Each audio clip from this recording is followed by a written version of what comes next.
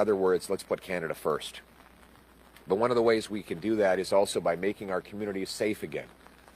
Here in British Columbia, people are more afraid than ever before of crime.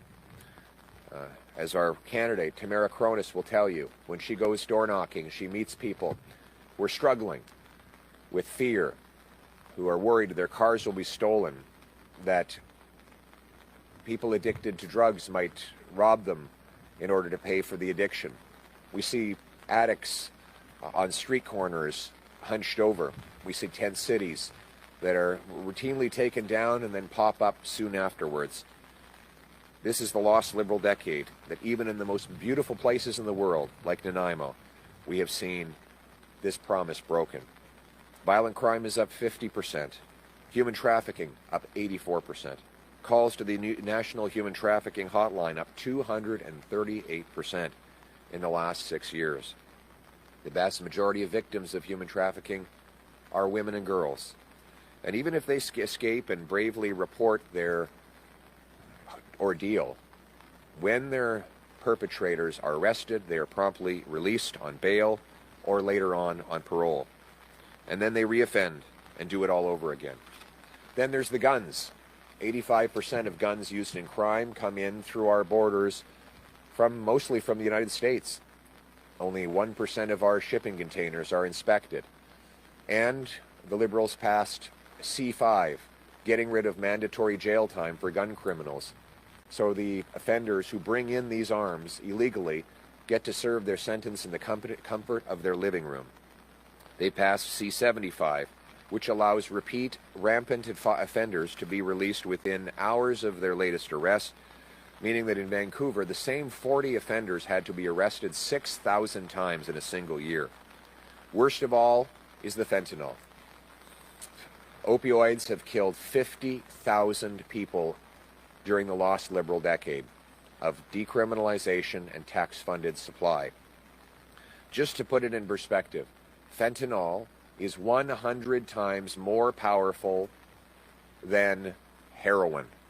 40 milligrams of fentanyl can kill 20 people.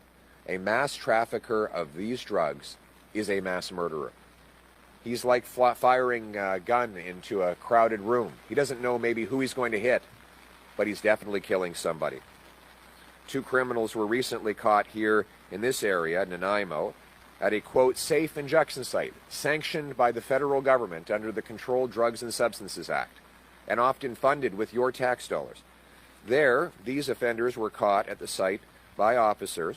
They were caught with 245 grams of suspected methamphetamines, 230 grams of suspected cocaine, 45 grams of fentanyl. Another investigation led officers to find 640 grams of meth, 280 grams of cocaine, and 190 of fentanyl. They also seized 3 illegal firearms. Sadly, these stories are now all too common after the Liberals weakened our laws and allowed drugs in our streets. And because Liberals have stacked these laws one on top of the other, the problem compounds. Electing the Carney Liberals will mean 4 more years of the same failed Liberal catch-and-release, soft-on-crime, hug-a-thug policies that got us into this mess. 4 more years of the Liberals, after the lost decade, will mean more crime, more chaos, more death, more destruction. It's no secret that the Liberal drug policy has been a disaster, but they're doubling down. They have the same Liberal ministers, the same Liberal MPs, the same Liberal strategists, and the same Liberal policies of the last decade. In fact, they've gotten even more extreme. Now, the Liberals have brought on Gregor Robertson, the radical former mayor of Vancouver, who's known for running dangerous experiments like drug liberalization and so-called safe supply that flooded the streets. A recent study showed that these policies increased opioid hospitalizations by 58%. And the Vancouver police say that 50% of all the hydromorphone they recover is actually tax-funded drugs distributed by our very own government. It's nice to see the experts, so-called experts, finally acknowledging that they were wrong all along. But that does not mean the Liberals understand that. Gregor Robertson was one of the most radical zealots promoting free drugs in our communities, safe injection sites on every street corner, without consultation and regardless of whether people opposed. The courageous Chinese community in Richmond was forced again and again to stand up against these policies, and now everybody is speaking up. But Mark Carney won't solve the problem that his party caused. He said that fentanyl is not even a crisis in Canada. I don't know what world he lives on. How out of touch do you have to be to dismiss the idea of a fentanyl crisis? Or to bring on Gregor Robertson, the most radical pro-drug politician in Canadian history, as a new candidate and likely new minister in the forthcoming, if, God forbid, the Liberals were ever to be re-elected.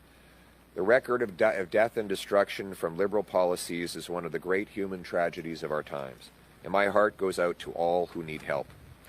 But the good news is we can fix what they broke. We need a strong, new Conservative government that will stop the crime and put Canada first for a change. We will do that.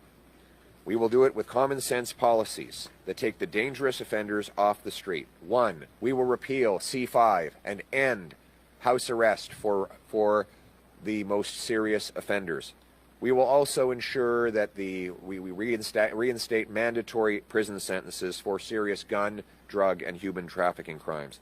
We will repeal the Liberal catch and release bail law, C-75. And we will also stand up against the Liberal policy of putting serious mass murderers in medium penitentiaries by getting rid of Liberal law C-83. And that's why I am announcing today that that a new Conservative government will put Canadians first for a change, and we will ensure the monsters who kill our people and endanger our communities go to jail for life.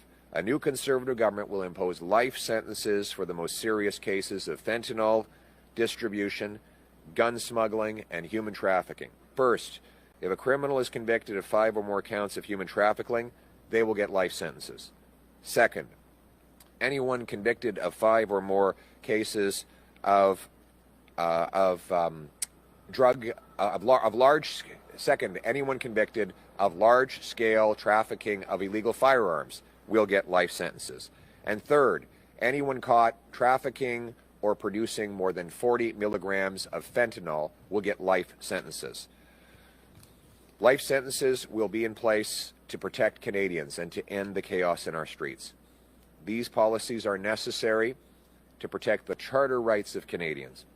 We will end automatic bail for anyone charged with human trafficking, and we will strengthen human trafficking laws so that the prosecutors don't have to prove anymore that traffickers used fear and intimidation.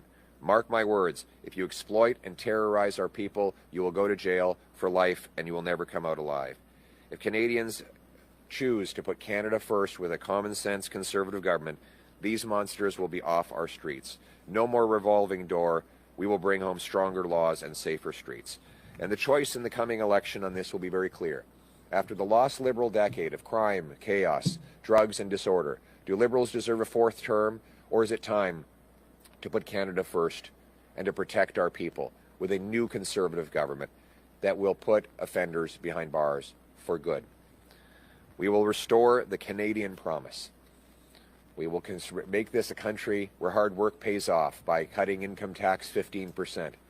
We will make housing affordable by axing the sales tax on new homes and stimulating municipal governments to speed up permits and free up land so you can afford a place to live. We'll bring home our resource production by repealing anti-development laws and cutting taxes on investment so that we have strength to stand on our own 2 feet and stand up to the Americans. We'll bring home the promise that anyone from anywhere can achieve anything, where hard work gets you a great life on a safe street, in a beautiful house, protected by brave soldiers under our proud flag here in Canada. Canada first. Let's bring it home.